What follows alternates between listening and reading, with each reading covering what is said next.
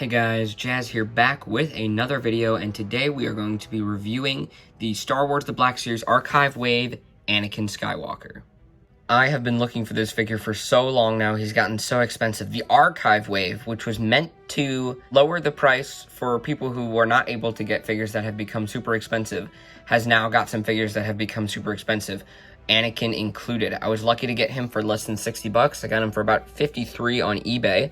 I'm sure there's still a few left, so if you want to go take a look and get this guy for $50, I definitely recommend. Great figure all around.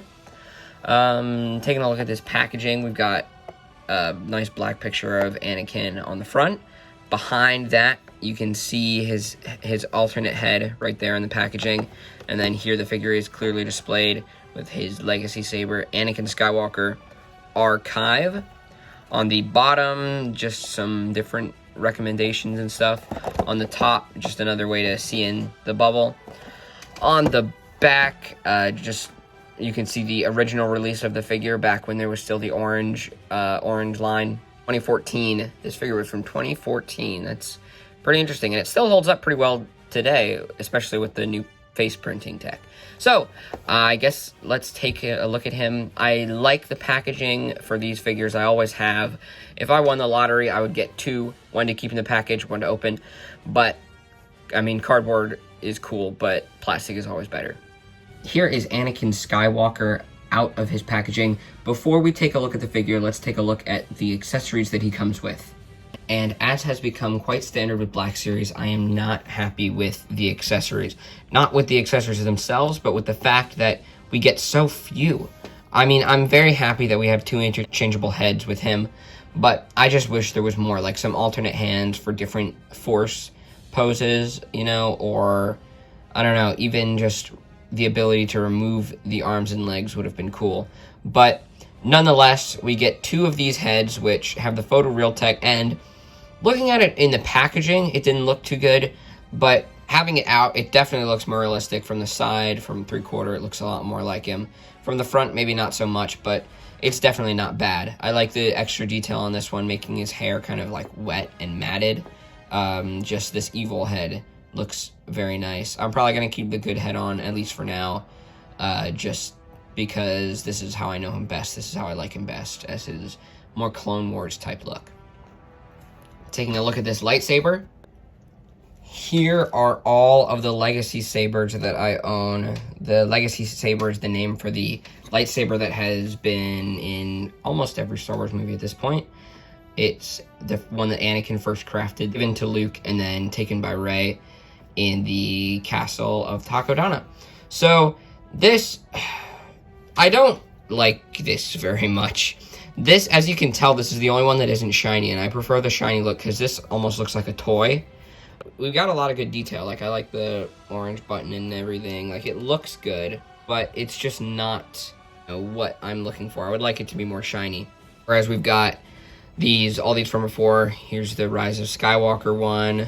I know that. And then the one with the thicker, this is probably the Luke from Bespin. So, I mean, as you can see, they're all a lot shinier. I think the blade is fine on this one, but I just wish that it wasn't so dull.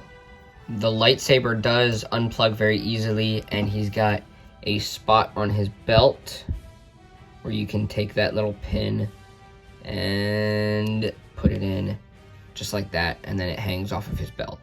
Both heads do pop easily on and off of the figure, just like that, and then you get the head on, and that looks very nice. Anakin, now Darth Vader, turns to the dark side and battles Obi-Wan Kenobi in a lightsaber duel on the lava planet of Mustafar. Comparing this figure here to some pictures of Hayden Christensen as Anakin in Revenge of the Sith, it's not bad. It leaves a bit to be desired. I mean, the photoreal tech is good. Ooh, what do I got going on there? Something weird going on there. The photoreal tech is good.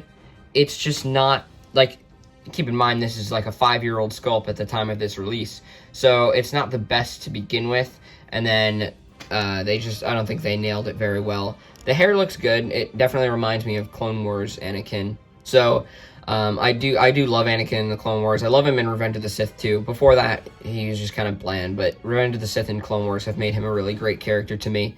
And I love having this figure in hand. Like, he's a really important character to your collection. And I definitely recommend, if you got the money that you want to cough up on him, head over to eBay, find the one I was talking about for 53 bucks, and just get it, because I mean, the figure is very solid. Like, it's a good figure, especially for being so old. Like, I don't know, proportions might be a little strange, but I can't really complain too much. The detailing, like, there's a nice good sculpt on this outfit all around. Like, you can see it shining in the reflection of my light here. We got his robot hand, his prosthetic hand over here. Not bad. Is there a hinge there? Yes, there is. Didn't notice a hinge for a second. And then this hand, I don't know.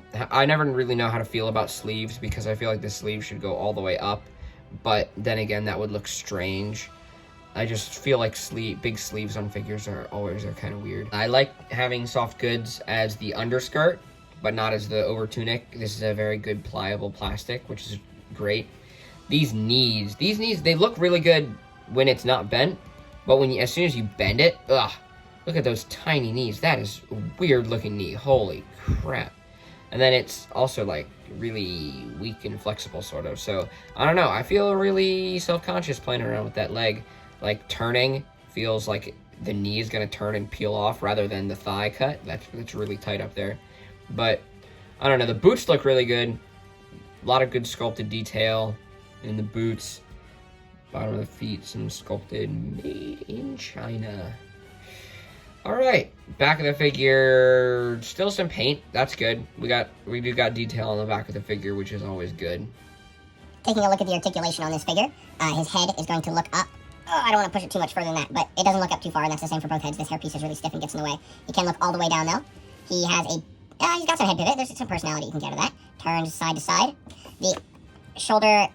Both shoulders hinge up about that much, and both can go all the way around. You gotta move that tunic piece out of the way a little bit. No bicep swivel on either, which is unfortunate, but you do get a single jointed elbow that moves up on both a little less than 90 degrees, and there's a swivel in both, so we got the hinge and swivel. This hand has a hinge that goes up and down like that, and a really tight swivel. This hand also hinges up and down, with a little bit looser of a swivel. The waist joint is right here in the break there, so he can turn side to side. It's really stiff and really squeaky, so I don't want to mess with it too much, but he can turn side to side. Not a whole lot of crunch or back, but his legs move apart that far. Can kick forward that far and kicks back not much at all. Both have really tight thigh cuts, but you can see up there that the cut is there beneath the skirt. Double jointed knees that feel really weak. I don't want to go too far, but he can go almost all the way up to his butt. No swivel at the shin, but both feet do move down, both feet hinge up, and both feet have ankle pivot. He's a little difficult to stand in dynamic poses because these feet are very small, but it does still work. This figure looks like he's standing at just a little over 6 inches tall. Here he is compared to some of the other members of his family. We've got Leia, Padme, and Luke. I know that Leia is supposed to be really short, and Padme looks about right, but I wish Luke was just a little bit taller. I feel like he's not that short compared to Anakin.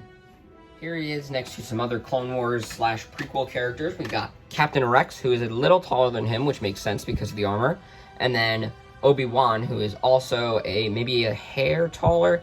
Obi-Wan should be a little shorter, but since he is wearing Clone Trooper armor, that would make him a little bit taller.